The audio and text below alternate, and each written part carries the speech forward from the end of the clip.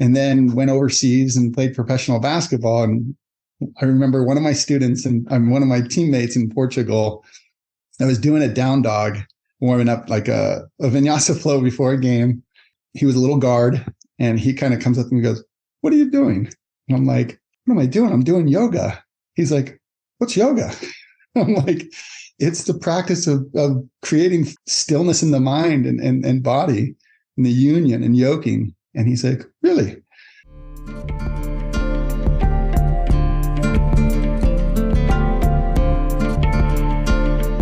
Welcome back to Full-Time Yoga Teachers Podcast. My name is Rekha and I am your host. I hope you are having a great day so far. I hope you were able to listen to last week's podcast episode. It was my solo episode, the first solo episode since I started this podcast. It was the 10th episode, so I'm thinking every 10th episode I can do a solo episode to kind of share about my background, my teaching background, my teacher training journeys, as well as some of the beliefs, philosophy I have on yoga, as well as yoga teachings. So if you are interested in learning more about my 200 and 300 hour teacher training experiences, listen to my last episode, episode 10. First half, I talk about my own experience of teacher training since I've done quite a few. And the second half, I talk about what would be an ideal 200-hour teacher training for me, in my opinion.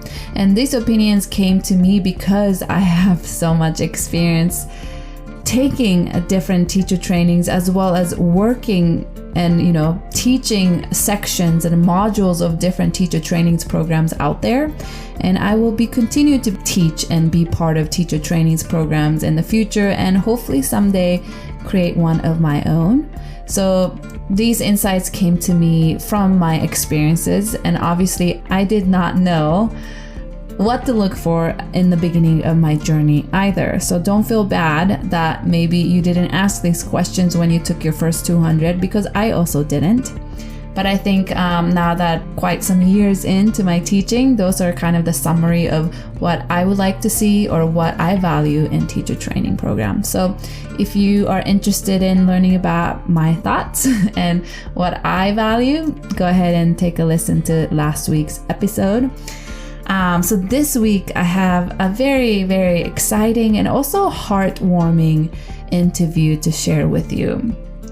This interview is with Rick Anderson, and Rick and I actually have never met. Our common friend recommended that I interview Rick, and I am so grateful and happy that our common friend recommended Rick. He is starting a yoga teacher training program at Long Beach City College. And you have heard Stephanie talk about how she teaches yoga teacher training for Orange Coast Community College in Orange County. And Rick is about to start his own version of 200-hour yoga teacher training at Long Beach City College. And I think all of you, or a lot of you who's been listening to this podcast, know that I am a huge fan of community college offering yoga teacher training, because it makes yoga teacher training a lot more accessible financially, and it reaches diversity of students who's interested in gaining this skill set, and they can actually start working.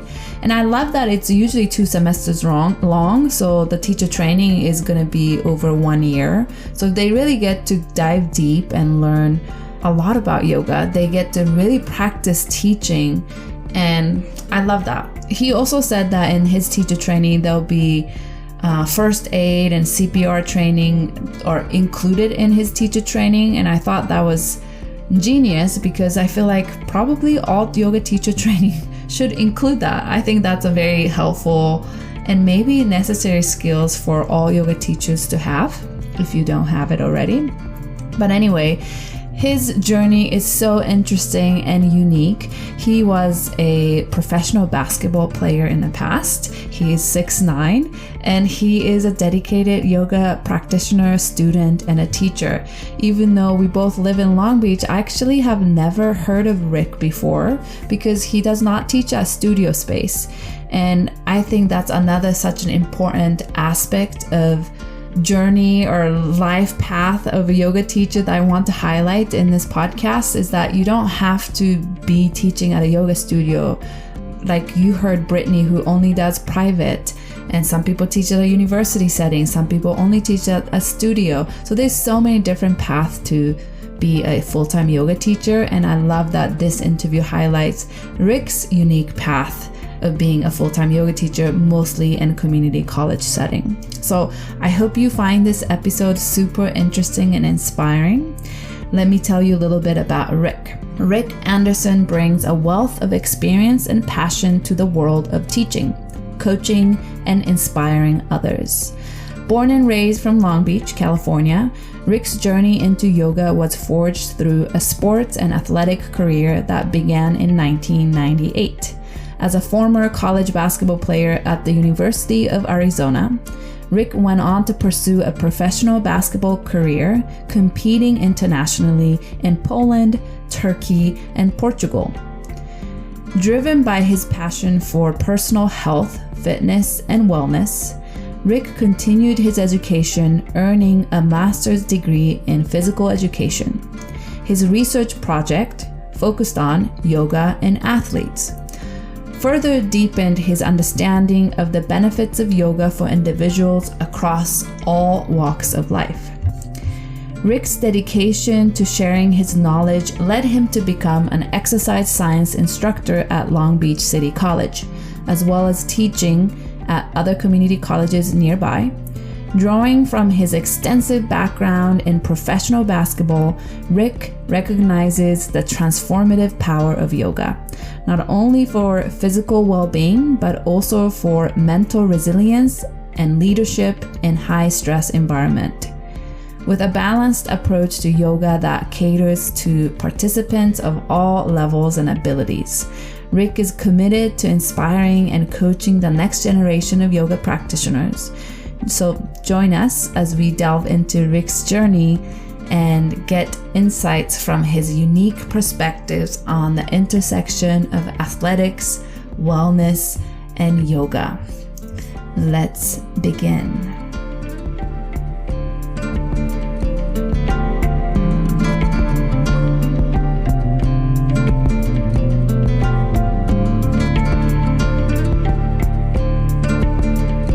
Welcome, Rick, to Full-Time Yoga Teacher Podcast. I'm so happy that you are here with me today. How are you doing today?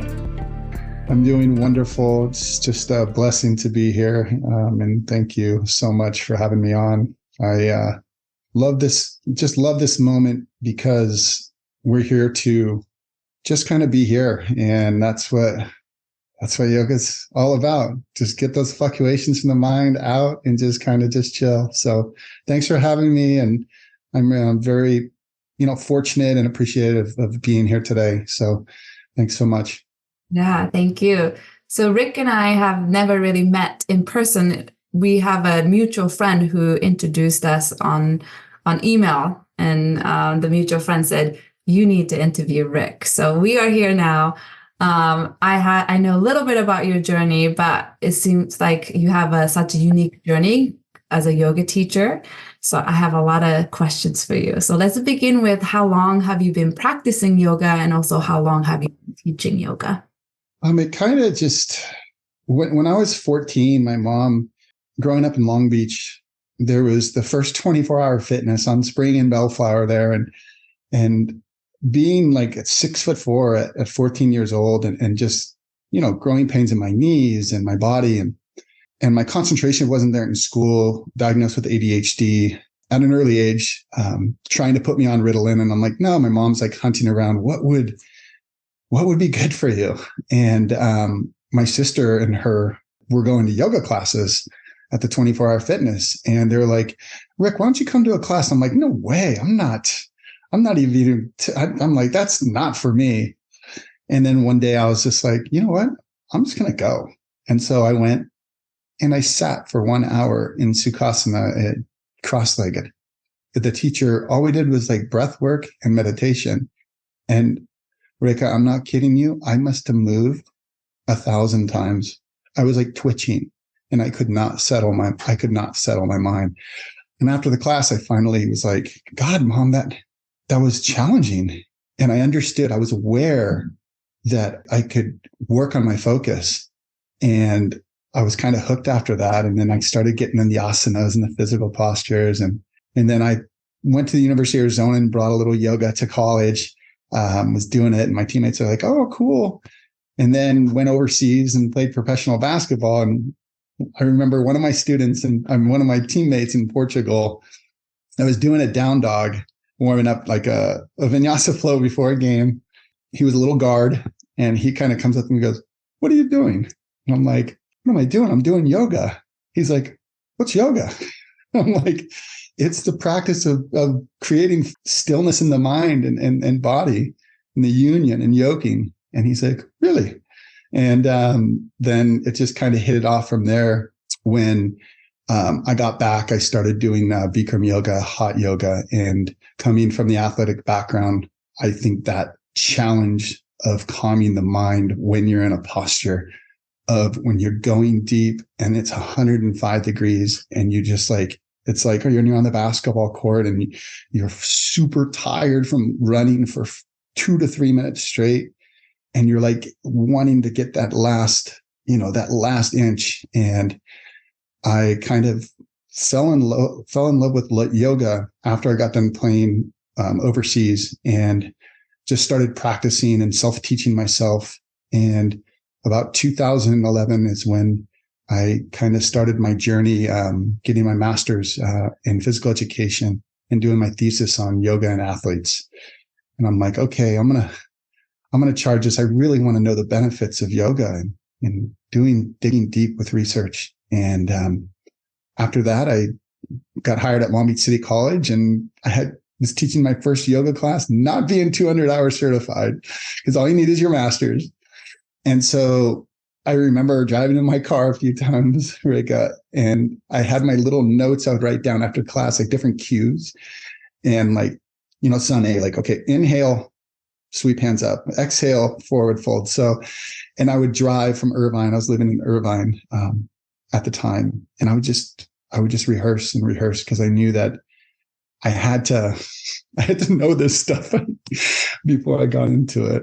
And so the journey of keep learning and keep growing is still here in this present moment. So amazing. Well, first of all, you were a professional basketball player. You played in, you said Poland? Poland for 4 months. And then they didn't pay me. So I came back. I played with the Long Beach Jam with Dennis Rodman and these guys and Matt Barnes and a few other people. And then I went over to Turkey for 9 months and got to play for a year in Turkey. And then the cool thing was my last 2 years, I only played for about 4.5 years. I got injured in my Achilles. I came back. But my last 2 years, I played in Portugal on the island of Terceira. So it's one of the 9 Azores islands off of Portugal.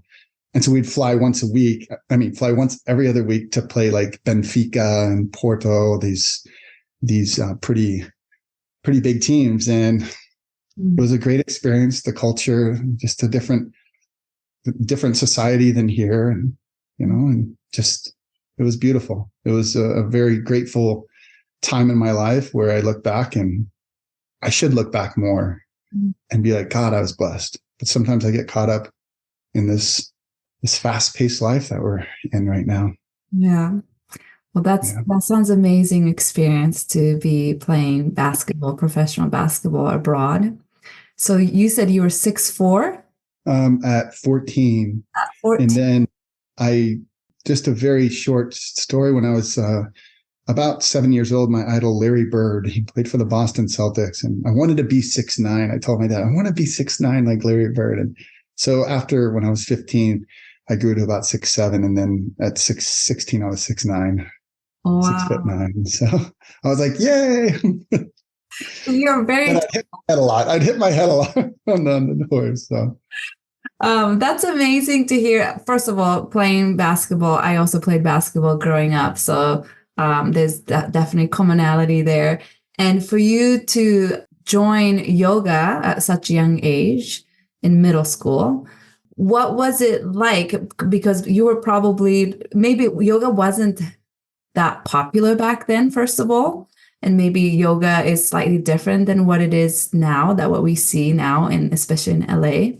How did you feel in your first class, since maybe you were taller than maybe everybody else, or maybe you felt you were tighter, or whatever it was? Like, how did you feel? Did you feel like you stood out? Did you feel comfortable walking into a yoga space back then? I still don't feel comfortable walking in a yoga class sometimes. And I'm like, oh, got to go to the back, or, just to be courteous. But I think that first yoga class, and then going with my mom and sister and practicing the asanas, just kind of put me in this place of sometimes getting very overly frustrated because my balance was not good. And when we were getting into a lot of the balancing poses, dancer, eagle, I started to realize that I needed to work on my body more. But mostly it came down to the mind, I think, when I started practicing. I think it helped out the most with my mind, not only flexibility, but more with the, the fluctuations of my mind. Yeah. So I was taming that ADHD, and it really, really helped. From the young age, your mom took you to yoga for your ADHD. And can you notice the positive impact quite right away? Mm-hmm. Yeah. At 8 years old, she started giving me, a doctor said to give me coffee in the morning. And so I was drinking coffee at 8 years old, a little bit of black coffee, because it countered it. Like Adderall is, a stimulant, or Ritalin, what they give ADHD. It's a stimulant, so it's supposed to counter it. So it's supposed to bring you down. And coffee actually helped with my. And so, but going back to your question, it helped in certain ways. I had to get used to the practice, like anything. The discipline with, I think, the breath. And following that breath when you're breathing through poses, if it's vinyasa, if it's just plain old static poses, yin. I think it really helped with, the drishti, the concentration. When I went on the basketball court, I could feel a little difference with my concentration. And I think really the breath work, more athletes today should be practicing. There's so many breathing techniques, but I think so many athletes should be practicing breathing techniques to calm that mind chatter in the mind while you're playing. If you're missing a shot, just breathe into it, come back. Okay. And so it's more psychological. I think it helped the most. I think psychological, not only physical, but yeah. Amazing. And you were kind of practicing as you were growing up, and you were even practicing in front of your teammates when you're playing abroad, and other people were kind of interested. But I feel like I got made fun of. It wasn't, I feel like now maybe it's a little bit more recognized to bring aspects of yoga into professional athlete setting or part of their training. I feel like there's more research out there that a lot of organizations are recognizing the benefit of yoga. But maybe back then when you were playing, when you were part of the team, maybe you were the odd one out. Yeah, absolutely. I was absolutely the odd man out. I tell you that. I had many times where I would not practice in front of my teammates for a reason, just because I didn't want distractions, and I would just kind of go away in the locker room or do something and practice by myself. So not a lot of my teammates knew, but some did, and they thought I was a little cuckoo, but I just accepted it, and it helped me out, and it still helps me out every day of my life. Yeah. So when you came back from playing basketball abroad, that's when you said you started practicing Bikram yoga? Yes, in Irvine, the studio in Irvine, about 4 times a week. So I was really dedicated on doing that. I craved that. Athletes, they crave not competition, but I think there is a competitive, not to look good in a pose, but a competition with yourself, your inner self, to how can I breathe through this and not get frustrated? Can I overcome that? So after class, I'd be like, okay, I didn't struggle too much. I was into my breath, and And I think that practicing Bikram kind of taught me, even though there's a lot to that name Bikram, and I don't want to get into that rabbit hole right now, but the poses did help. I mean, they helped tremendously, and especially the heat too. The heat was like, it's almost like, Rick, I like the challenge. It's bring it on when you're like, okay, there's my competition. My competition is that heat going through the room. And you're like, you are not going to overcome me today. I am going to come out, in that aspect of, parallels the athletic. Wow. I picked up the book, Journey into Power, when I was doing the Bikram by Baron Batista. And Baron Batista was training the Philadelphia Eagles. His parents were yogis. He lived in San Francisco, and I think they created like the second yoga school back in the 60s. And I was like, I'm going to read his book. And so I started reading his book, getting ideas on how to teach, and kind of catapulted me in a more sense of not spiritual side, but like more breath, more sitting still instead of like go, go, go. Even though his postures are very athletic, he really gets into a little bit of the philosophy and theory of yoga. And that kind of got me to a point where I was like, okay, like after I read that book, I'm like, I'm going to start kind of getting a little deeper into yoga.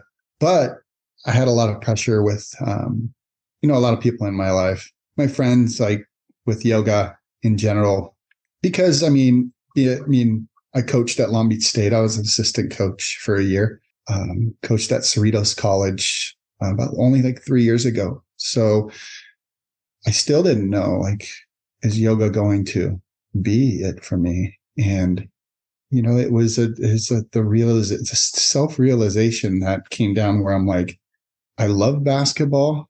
My father coached basketball for 40 years, and some pressure he put on me, like, hey, you should follow in my footsteps, and that's a part in life where we kind of have to see the inside of the internal part of our body. And so I sat with it for a while. I coached for a couple of years, and I just felt like, 2021, I'm like, I'm going to get my yoga 200-hour teacher training. I was self-taught. I was doing this, but I said, you know what? I kind of need a mentor. I kind of need direction.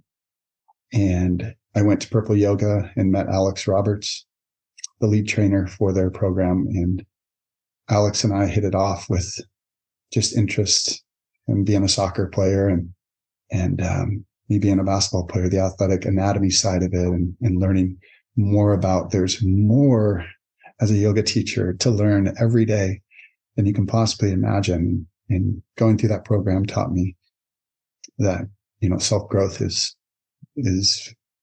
kind of a way to go in yoga. Well, I can relate with what you said about Bikram yoga, how the challenge is something that kind of fueled me to kind of really get interested in that practice. And I was hooked for a while. Maybe for a couple months I was going quite a bit. And I think how you explained it, coming from athletic background, and how it was a challenge that I wanted to, it was a challenge that I enjoyed. Coming from athletic background, I feel like, we get pushed in our practice a lot. And I kind of felt that similar push in Bikram yoga class that I was taking. I think that like you hit it on the nose of being pushed, that we kind of, by playing sports, we form this, we need discipline from somebody to guide us. And so that's what the instructors in Bikram, they're a little bit more, let's go, let's do this, hold, push. And so we were craving that. I think, coming out of athletics. And first of all, I want to rewind. I want to talk about your 200-hour, but I want to rewind a little bit. You came back from teaching abroad. You started practicing Bikram, and you eventually went to master's degree, did a master's. You did a research on yoga for athletes. So maybe I want to hear a little bit more about that research, and then kind of get into your 200-hour experience. But you were studying kinesiology for your master's, is that right? Yeah. So physical education. Okay.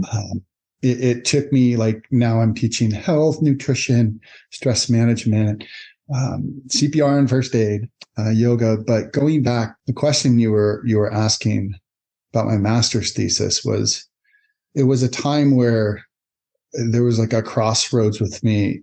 My daughter was being born when I was writing the master's thesis. So it was like staying up until 3-4 in the morning and writing my thesis on yoga. I mean, I'm like, am I really doing this? Am I here on this earth? Like, and just really, really deep down was a feeling of joy to finish that and seeing my daughter being born right when I was finishing my thesis. But my capstone thesis was about yoga in athletes. How can yoga affect not only the physical body in athletes, but the mental side of it? When we talk about mental side, it's the focus. We can get into all kinds of sutras, even the sutras, ethical guidelines too. But I did a lot of research where I would pick athletes. I think LeBron was already practicing. It was in a few articles. LeBron James back in 2011, like 12 years ago, where he was doing hot yoga Bikram. So maybe he wanted the same discipline that we wanted to. Yeah. Aaron Rodgers too was practicing. So I would take these athletes and do these quantitative studies and the studies of just gathering data. And then I was like, God, I couldn't find too much on athletes. So then I went to a different variety of people, a little older, a little younger. And I got all these studies on was it flexible in your hamstrings? Did it benefit your hamstrings? And so I came up with everything and wrote it into about a 65, 70 page paper. And it was great. Yeah. Amazing. It was a cool accomplishment. I think that was kind of my starting point, like you asked earlier, on just kind of my direction, even though we get our little hiccups on the way of like, oh, should I switch and go coach? Or should I, so we have all these vrittis, these thoughts, in our mind that we're just. Yeah. Since you've been practicing yoga from such a young age, and how much yoga has helped you throughout your professional career, that's kind of why that topic became to be for you. That's why you decided on that topic. That's a great question. You got me like. So why I chose yoga, because it was from the starting age at a young age, at 14, 15. I think it came to be when I started getting a little older and my body started changing. I think my passion with yoga starting at an early age was kind of like just an eye opener to something physical for me and mental to do. But there's something about yoga when I was young that grasped me, like I could be a teacher, because I'm loving the mental side of yoga, because that's what it really is. It wasn't just, okay, let's run lines. Let's go to the gym and just go. There was that pullback. And that's like this special thing that I've been learning in my 300 about yoga. It's like this beautiful poetry with mind, body, soul, and it just, everything kind of comes together. And I've found that the last 4 months since my surgery is that mesh of all things. So yeah. So you finished your thesis, you graduated, you were interested in yoga. There's a part of you that been wanting to become a yoga teacher. And I know you said you started teaching before you were certified. So you started teaching at the community college that you teach? In 2013, yeah. Whenever I hear, some of the teachers who's been teaching for a long time, a lot of them started teaching before they got certified, because certification it's much more of a newer thing. Mm-hmm. So you've been teaching it before you got certified, which I think is great, because you already came in with a lot of teaching experience to your 200 hour. So what made you choose that specific 200 hours for your 200 hour teacher training? What made you realize that now it's time to get a 200, even though you were already teaching? Oh, man.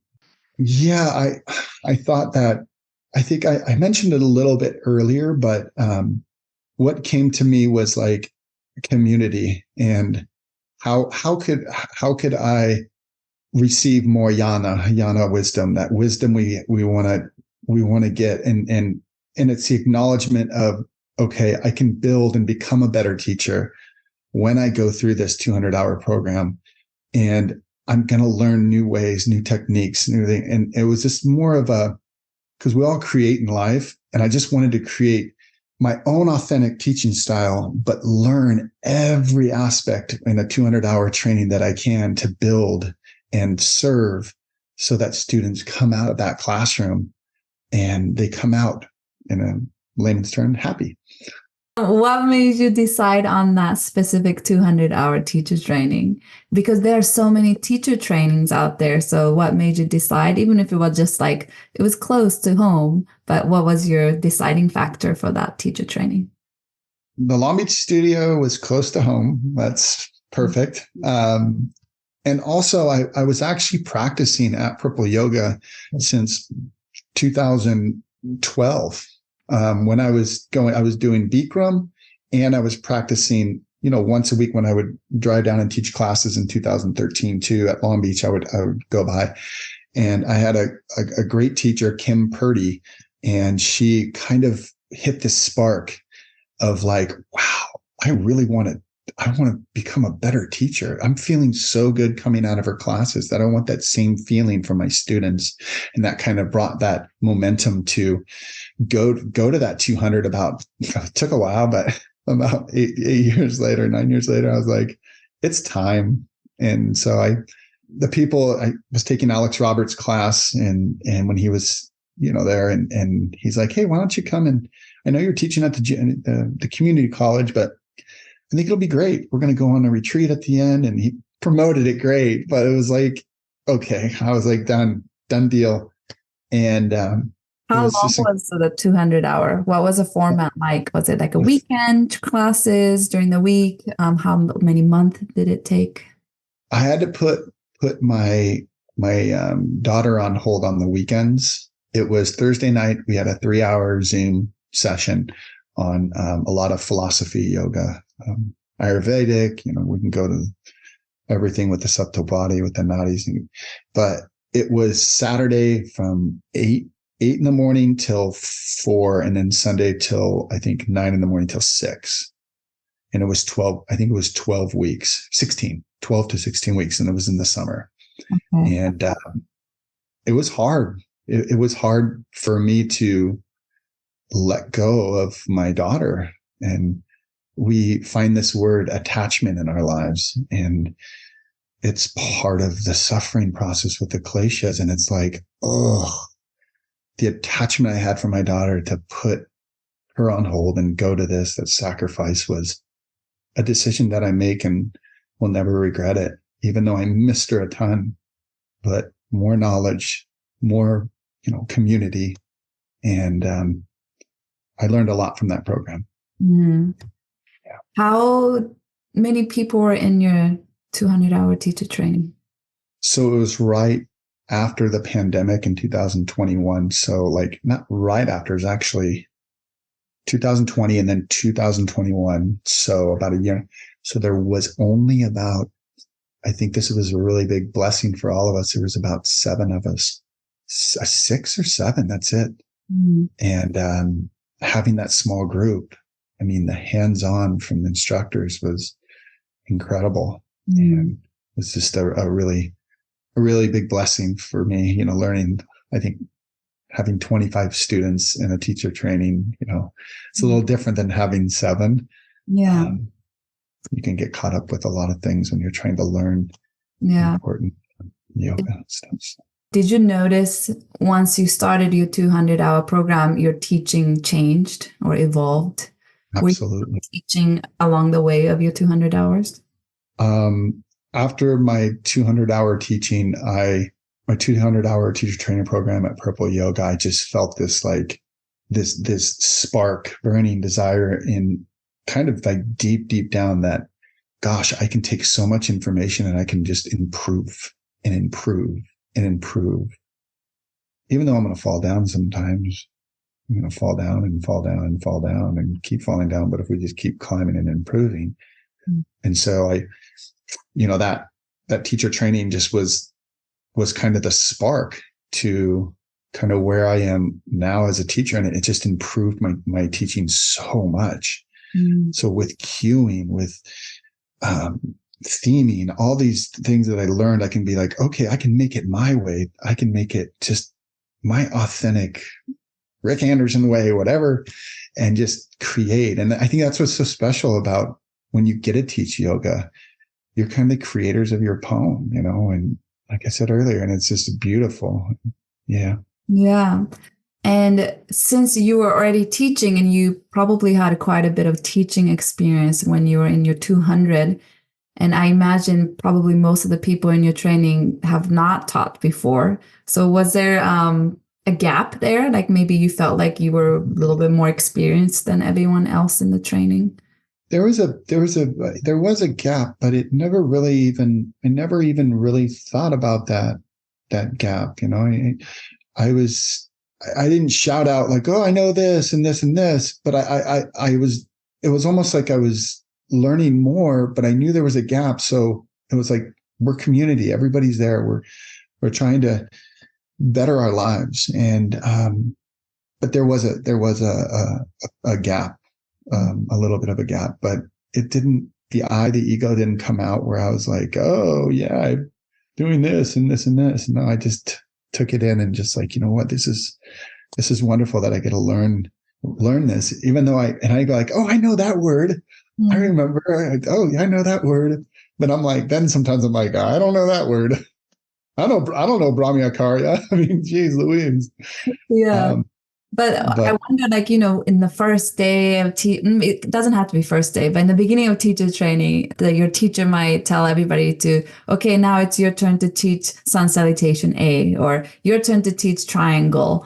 And I remember when I was in my teacher training, that was my first time ever standing up trying to teach a yoga pose or transition. And that was so difficult for me. But if you have been doing it for a while, teaching a group class, I wonder if that came a little bit more easier for you at that time than the rest of the students in the teacher training. Yeah, it came a little bit more natural, I think, from teaching all these, not even yoga, but just teaching in general. But kind of in a way, it was like when I would start teach sun salutation A and B, I was teaching it where it just came natural, but there were so many flaws that I was like, no, why am I saying all the time, or this, and why am I doing this? There was lots of self-critique because I wanted to do it perfect, because I'm like, oh, I've been teaching for blah, blah, blah, blah, blah.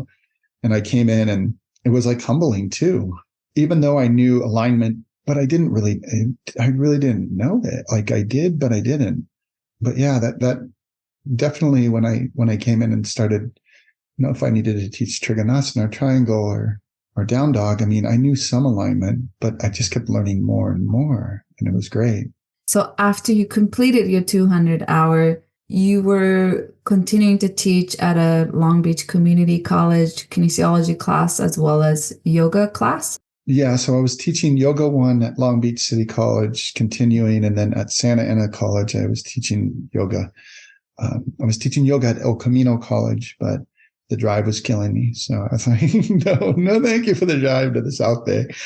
So after Purple Yoga, Alex Roberts came to me and was like, do you want to do our protege program? And I'm like, what? What's a protege program? And so we come in and have a class I think it's an $8 class, right, for the public to come in.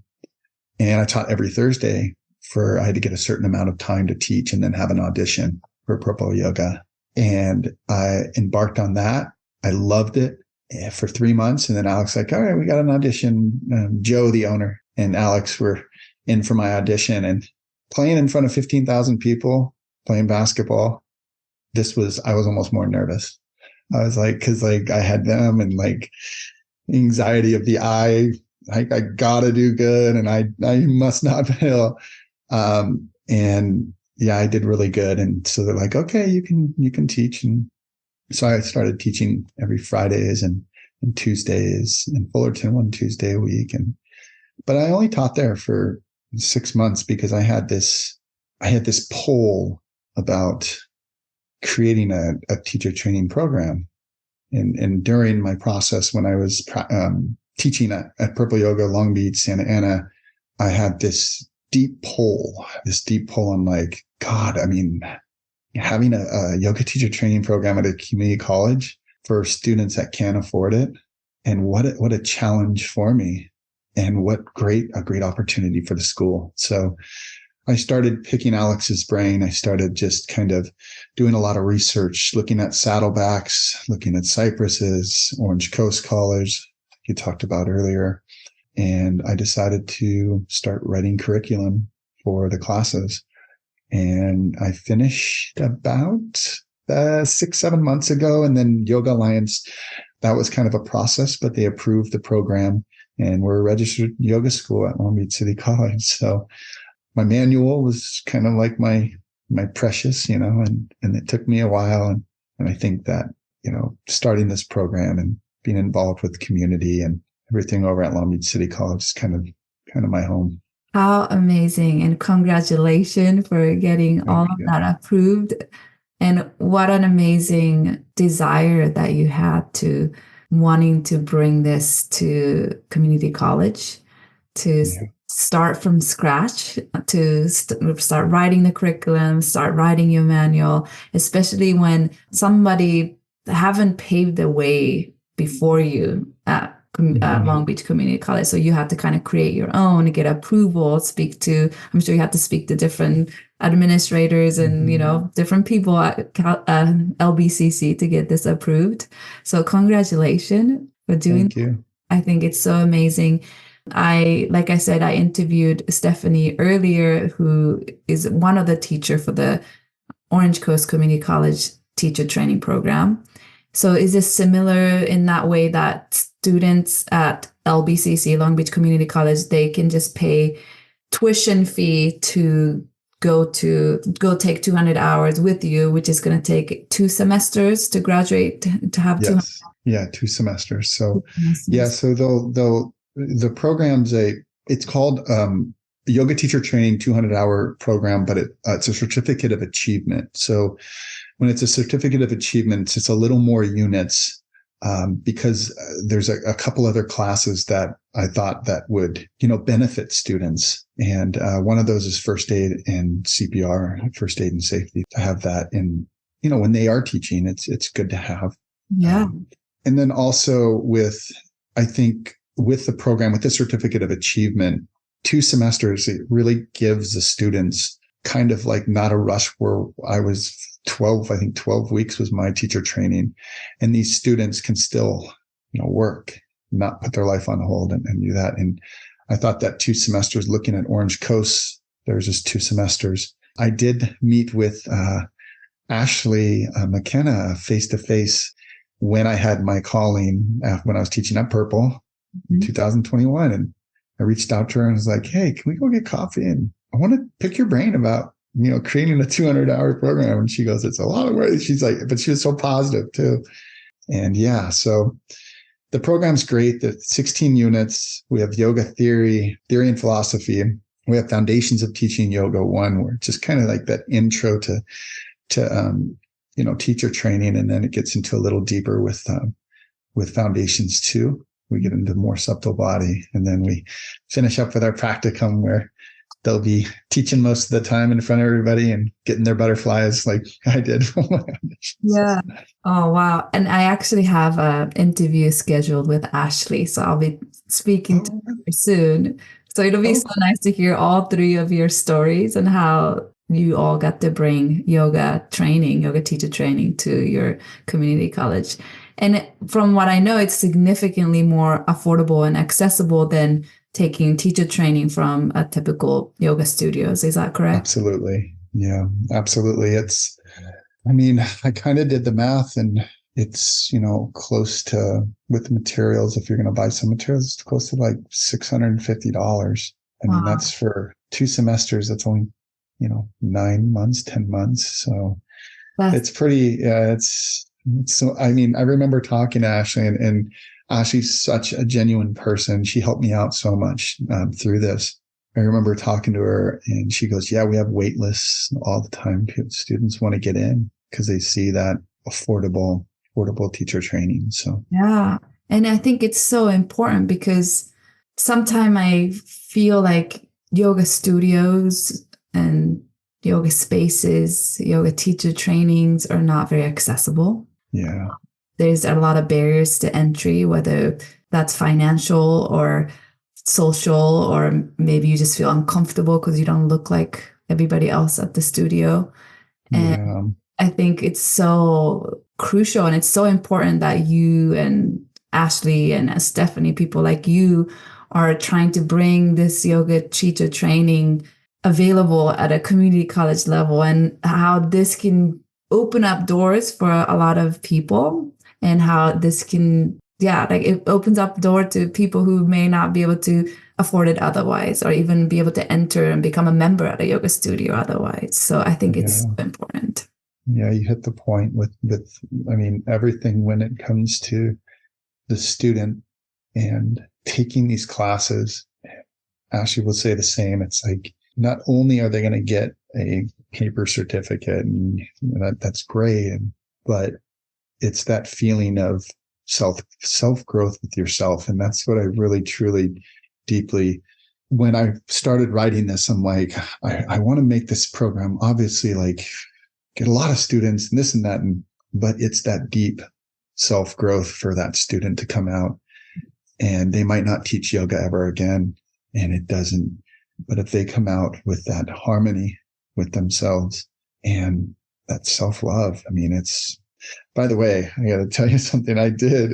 I was at Madison's 300-hour class on the Yoga Sutras, part 2, chapter 2, pada 2. And actually a week and a half ago, one of my peers brought up like, hey, have you ever heard of Elizabeth Gilbert? And I'm like, no, I've never heard of Elizabeth Gilbert. And she's one of the most top 100 influential people in the world. And she had this podcast, and they're like, you have to listen to it.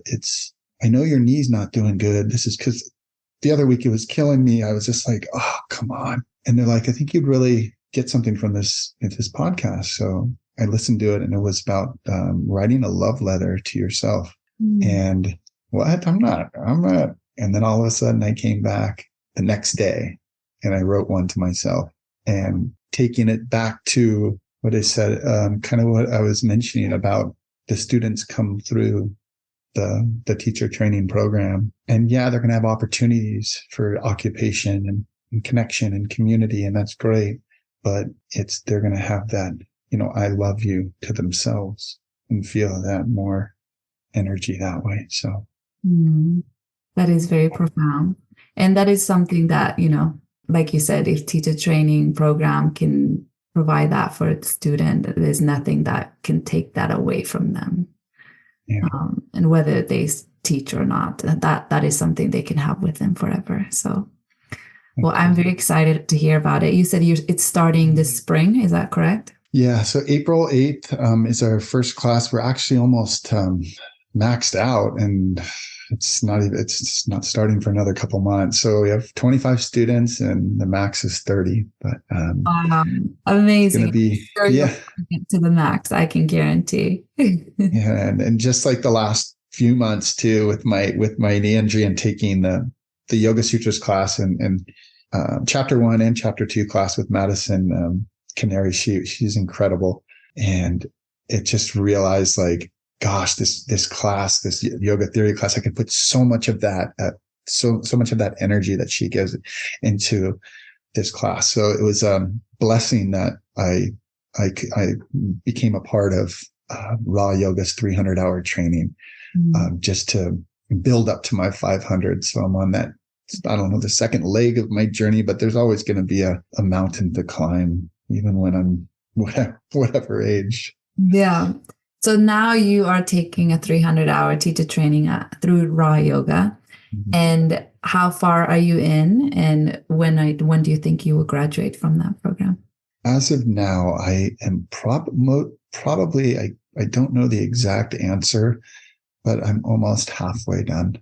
Probably, I'm hoping by December. It all depends, because I love their 300-hour program, because you can choose the classes that you really want to take. But if I really want to ramp it up, I can finish in December and take this, and this, and this, and this, and get it. So yeah, What made you decide that you wanted to pursue 300-hour now? That's a great question. I got to be honest too, but Yoga Alliance, they going to have a standard, I believe too, that I don't know. I think they're going to not do it until 2026. So I do have a couple of years, but I'll be done with it by then. That you, as a lead trainer, you have to have your 500-hour teacher training. So obviously I'm like excited that I'm going to be done with it, and I don't have to worry about it. Well, I'm not going to worry about it. I'm just going to get it done. But I'm really fortunate to be a part of the Raw community. Yeah. My sister Jacqueline, she pursued her 200-hour with Madison as the lead trainer. Madison was the lead trainer in 2016. So that's how I kind of caught, I think I'm going to go for my 300 with Madison. She's like, that's a great call. She'll change your life. And my life is changing. So in a beautiful way. So good to hear that you're very dedicated and committed to continuing education. You're always learning. And I feel like learning never ends with yoga, but also with life. We're always learning. And I feel like I really look up to teachers who really continue to learn. I feel like it's the learning never ends. And I love continuing education. And I have to kind of pull myself back sometimes, because there's so many trainings that I want to sign up for, and I want to keep learning. But sometimes I have to tell myself to stop and just kind of go slow. Don't take too many trainings at the same time. And actually, marinate in the information that I learn, integrate it, and feel it in my body and myself, and then try to share it before I keep signing up for more and more trainings. But I love to hear whenever teachers are also into continuing education as much as I am. That's just a great point. And when you were saying it, I was like, God, I was thinking the same thing about when we take on stuff, learning stuff where it can be a pullback, a negative for us, stress, and of being aware that taking all this continuing education can cause this, like, just that stress, and the balance of it's hard, because, you can probably relate to this, is like, oh, I got this idea. Okay, I'm going to research on that. I have this. Okay, I have that workshop. I have this class. Oh, why am I not going to her class? Because I need to do an observation. And then all of a sudden, all this stuff comes, and we just do it to ourselves, and it's natural. But I think just that, like Ram Dass says, that loving awareness. And I want to know, when you decided to kind of pursue yoga teacher trainings, teaching yoga, deciding to create 200-hour program for LBCC, did you feel supported from your peers, family, friends, or did you ever feel anybody doubting you or not supporting you in this path of yoga? I mean, my parents, my brother, and my sister, they mean the world to me, and they were there every second. At first, maybe my dad was a little, being a coach for 40 years, like, dude, you played basketball your whole life. You know so much of basketball. You could be an amazing coach. And I told myself, I can be an amazing yoga instructor. I can be an amazing mentor, teacher. And so that was that intuition we have, that gut feeling that's just like, you know what? That's not for me. It's not going to serve me. And I'm like, I pulled it in, and I was like, you know what? That's your belief. I know you can, I'll be probably an amazing coach. What serves me, what I want to do. And it's not but what I can kind of pull into my heart is yoga. But friends too, they would maybe, oh yeah, yoga, show me a down dog, or like, not show me a down dog, like, oh, down dog, this and that, like all the perspectives we get from people that come negative and positive. I thought some of it was sometimes a little negative from friends, like, in a way I'm like, hey, why aren't you coaching?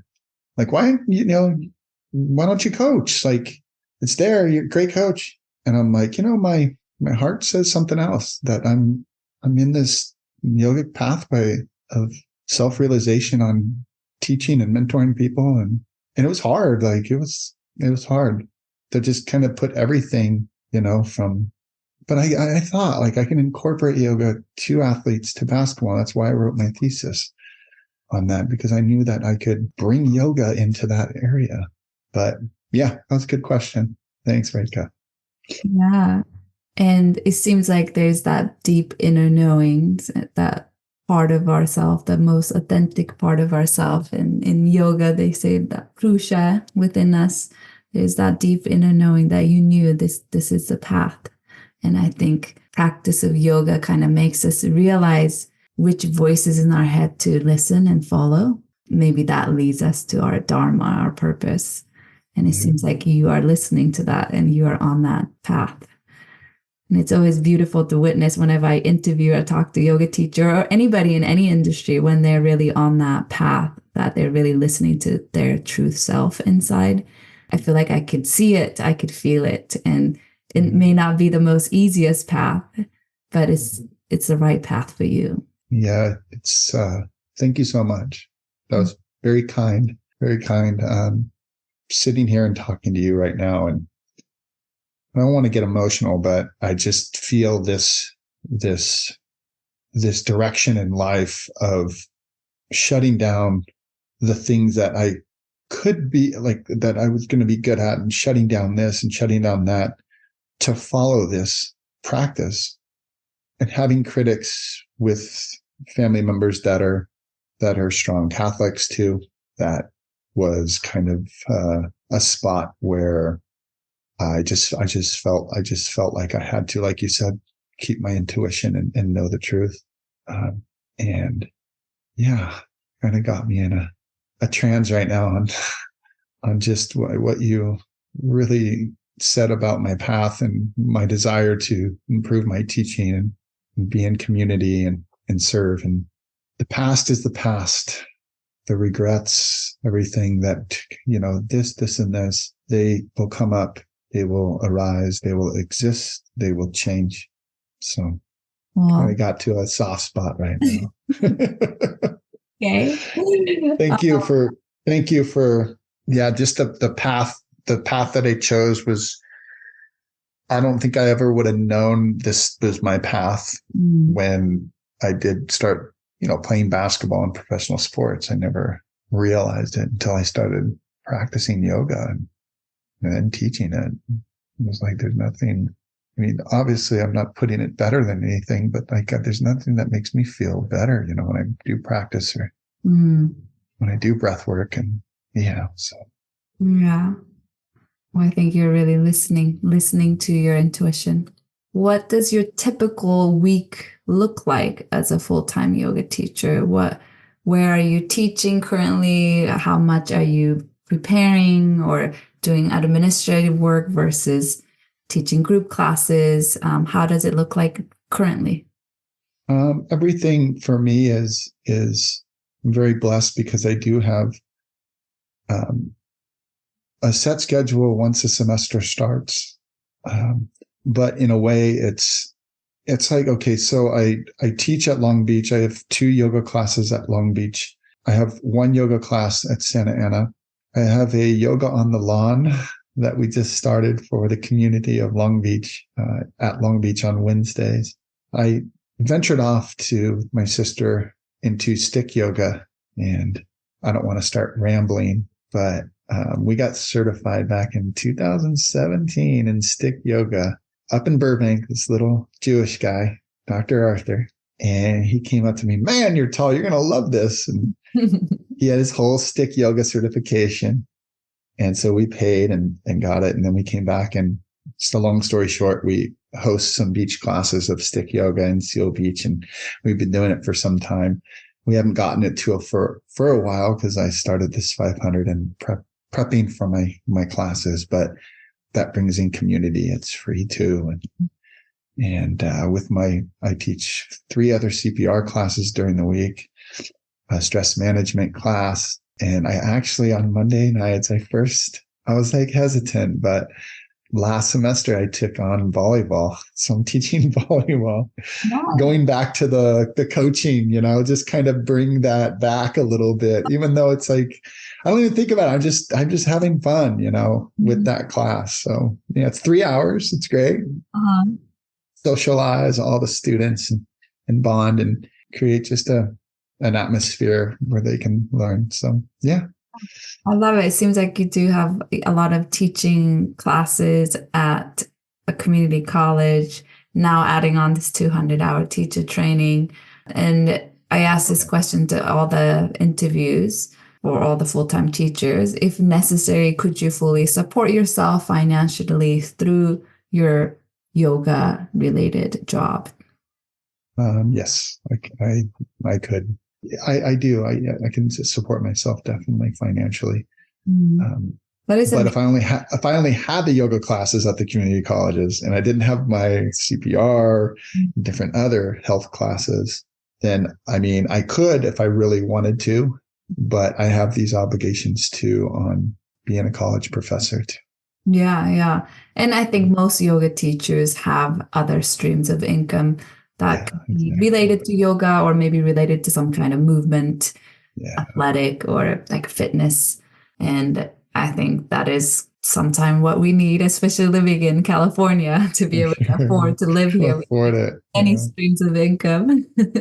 Another question I have is, was there a point in your teaching that you felt like, okay, now I'm actually getting it. I think I'm becoming a good yoga teacher? Because I feel like in the beginning, a lot of yoga teachers that I mentor and I myself experienced in the beginning, I feel like I'm lost. I don't know anything. I need to learn more. I need to learn more because I'm still a beginner. But there was a point in my teaching, maybe 3-4 years in, that I felt like, okay, now everything I'm learning is clicking together and now I can bring these knowledge that I've been accumulating into my teachings. And I feel like I'm starting to get it now. So was there any point like that in your teaching?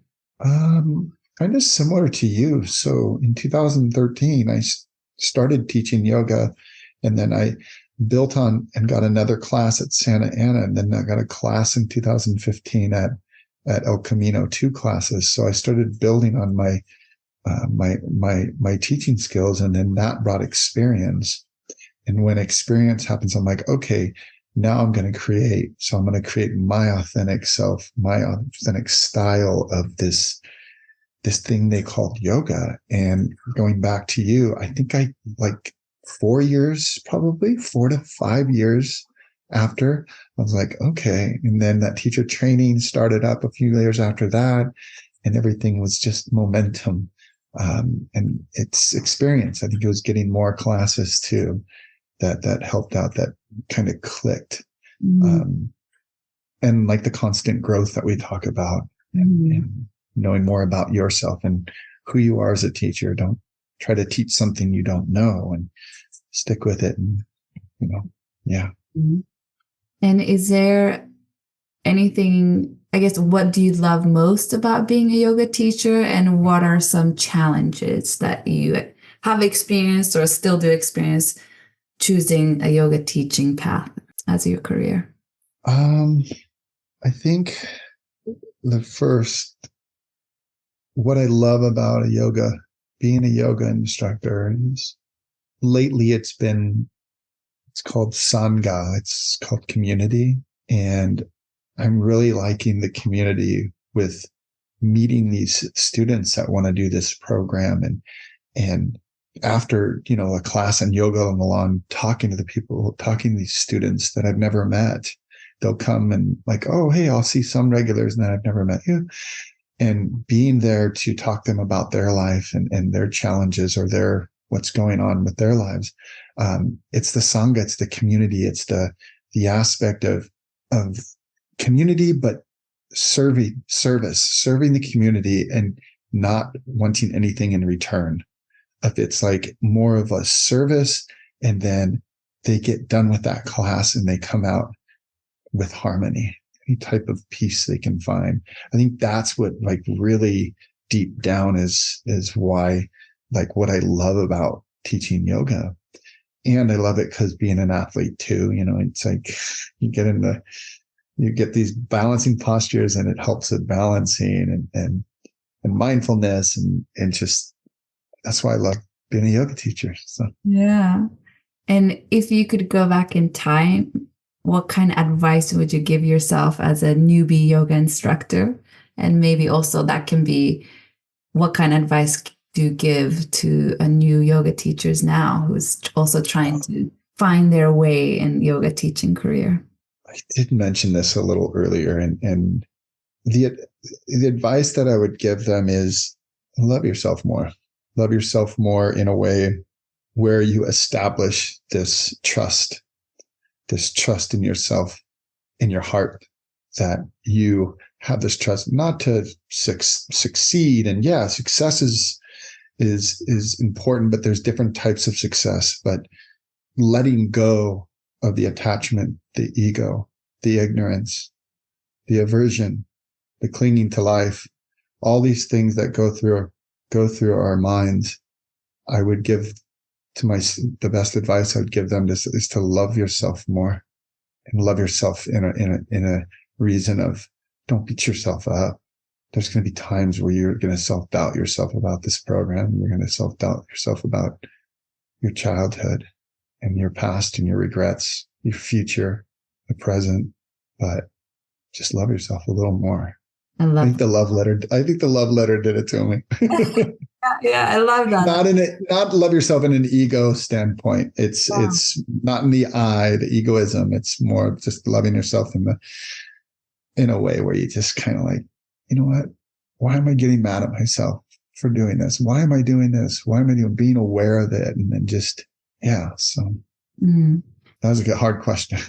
No, I think that's a great advice. Love yourself. I think that's so important. And you kind of mentioned success in the last answer, when you just answered this question.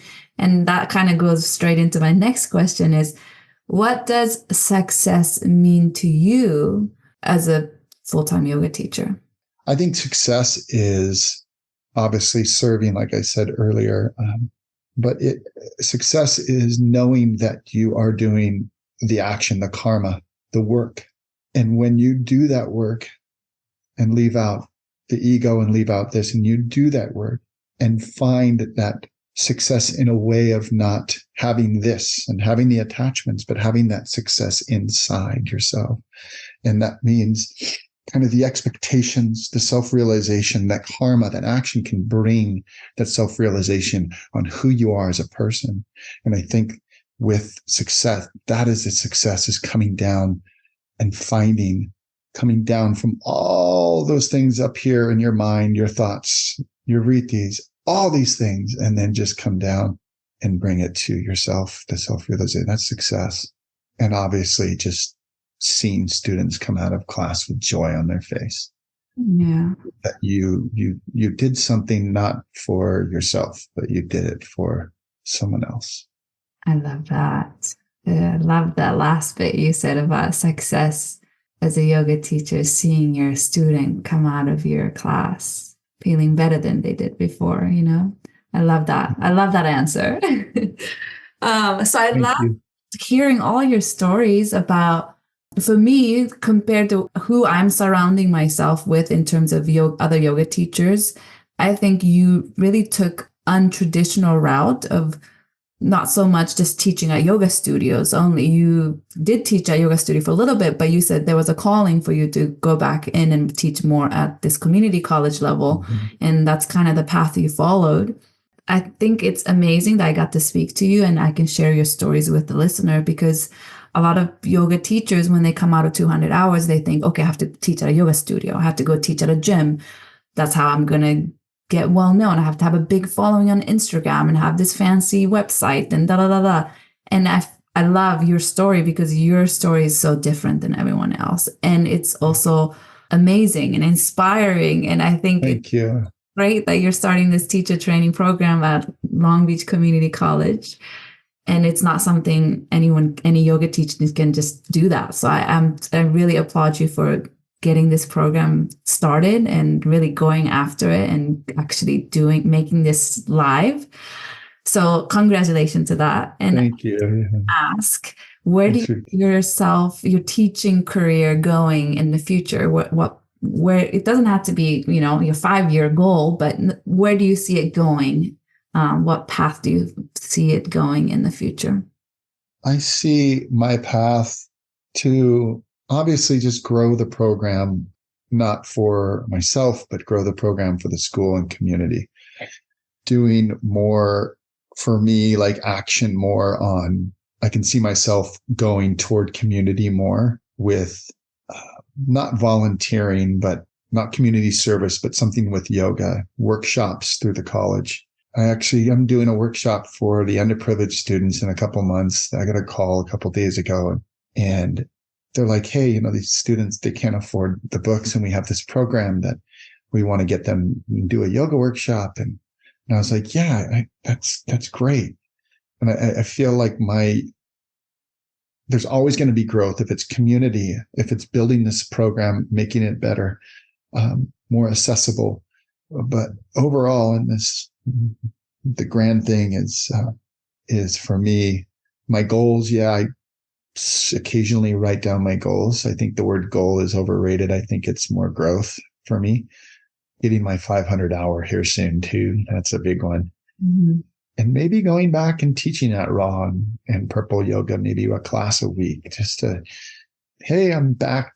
I'm there, you know, teaching at the local community park too. It's one of my things. Attending more, you know, they get to the bhakti part of yoga, but I've never really experienced that part of that devotion yoga, that bhakti of, you know, going out and going to festivals and seeing and meeting more people with that type of growth or goal, where I can improve as a teacher that way, through community. And I think like a good friend of mine from Raw Yoga that's going through the teacher training, Paul Burns, he teaches kids too on the side, and kids yoga. There's so much yoga going on. Goat yoga. I mean, geez Louise.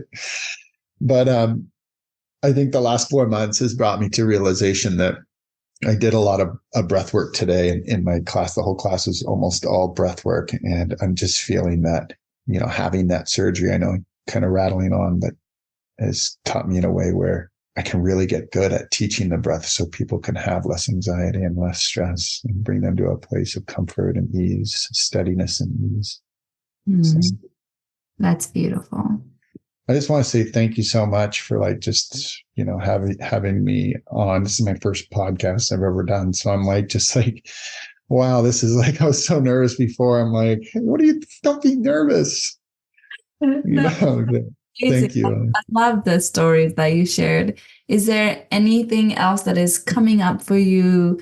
Any offerings that you have, or how can people find you if they want to get to know you more? Tell us how people can get to you, find you. Well, every Wednesday, the college, Long Beach City College here in Long Beach, California, we got kind of approved to have this community faculty student yoga class on the lawn. And on of the people that are a little pretty high up in administration, like, hey, we should make it like yoga on the bluff. So they're trying to resemble the yoga on the bluff in Lime. And I was like, that's a great idea. So I sat in the committee members and we started a couple of weeks before Christmas, and we've been having 15 to 20 people every time, and new people show up in and out, and you're out in nature. And it's every Wednesday at 12 p.m. Right on Carson Street. If you're familiar with Long Beach, you can just kind of shoot down Carson Street before Clark. Yeah, I love doing that, and just keep the community rocking there. And also, we have our teacher training program starting in April 8th. So whoever's interested, come on and take yoga theory and philosophy and come join the program. It'll be a great journey for you and growth. Embark on these journeys that we take through life. And then also, hopefully I get my stick yoga. The Instagram, my sister and I have our Instagram account.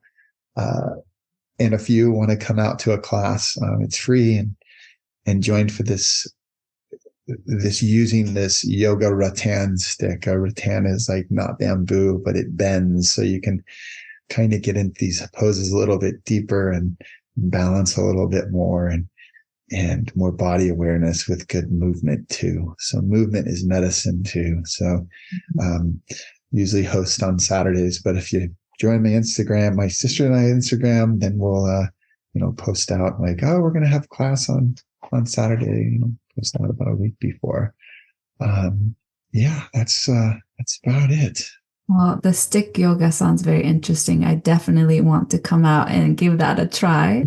Yeah, it's sticks, wellness, energy, leverage, life, and then the sticks with an X, like a guy's holding up a stick. So we my sister and I, about 5 years ago, we were like sitting down, like, how are we going to create this logo? And she had her third kid, and we kind of put it off for a while, and now we're kind of back to the drawing board a little bit when I have time. No, it looked really cool when I checked out the Instagram.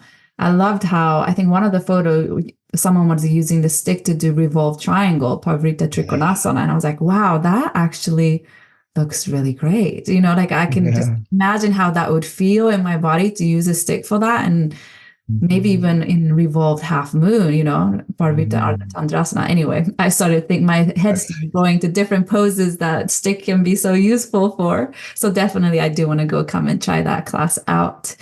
Well, Rick, thank you so much for your time. It has been very inspiring for me, and I'm sure it will be for the listeners as well.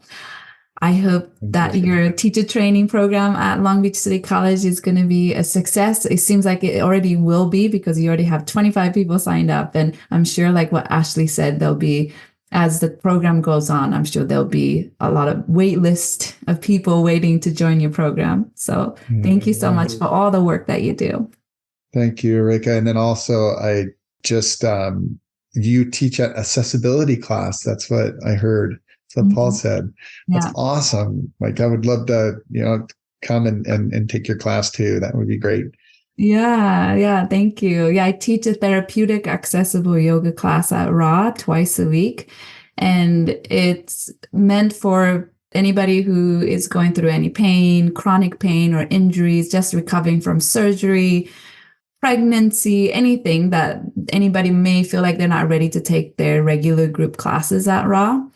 And that's who the classes are for. And we only allow 3 students per class. So it's each student it's almost like a semi-private, so they get a real attention from me, as well as each pose, each moves are catered to each individuals. And I love teaching that class a lot. So thank you for mentioning that. And yeah, you should definitely come check it out, because I know you just had a knee surgery.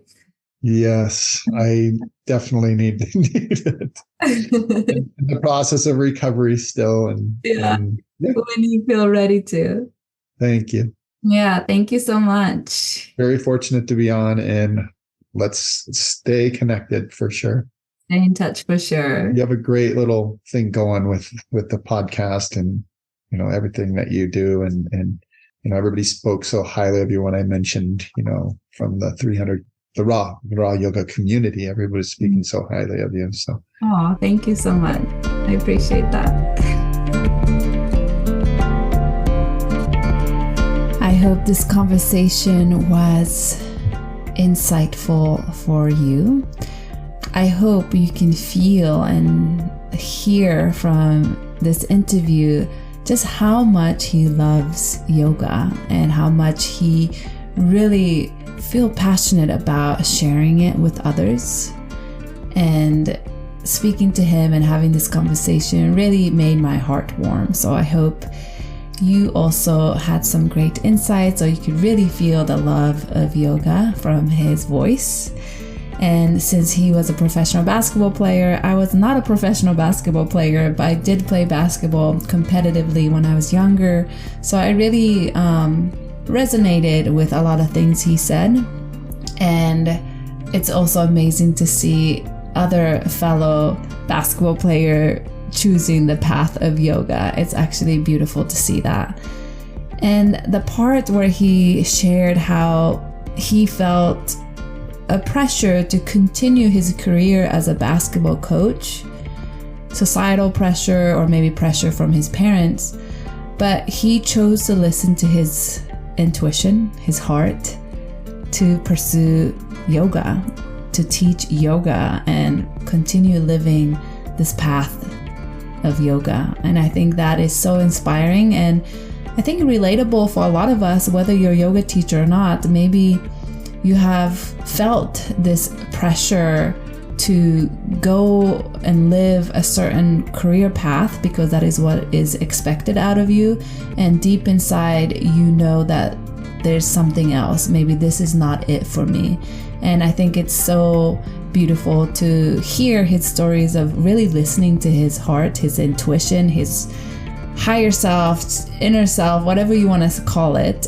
He really listened to that voice and pursued yoga, decided to start yoga teacher training program at Long Beach Community College. And that's not an easy task that he, started and completed, and now it's about to begin. I did have a phone conversation with Rick right before this podcast is releasing, and he said that his teacher training program is now completely full. So he did get all the maximum number of students to sign up for his teacher training program at the City College, as well as he have people waiting on the waiting list. So that is I am very happy to hear that. And since his teacher training is starting quite soon in April, I wish him best of luck, and I'm sure the program is going to be amazing. So I hope this week's interview, the conversation, was inspiring to you, gave you some insights or new ideas. And as always, you are welcome to reach out to me, ask me questions, let me know how you enjoyed some of these conversations. And you can reach out to me on Instagram. My handle is @ReikaYoga. Or you can message me through my website, www.reikayoga.com. I will speak to you all next week. Have a great day.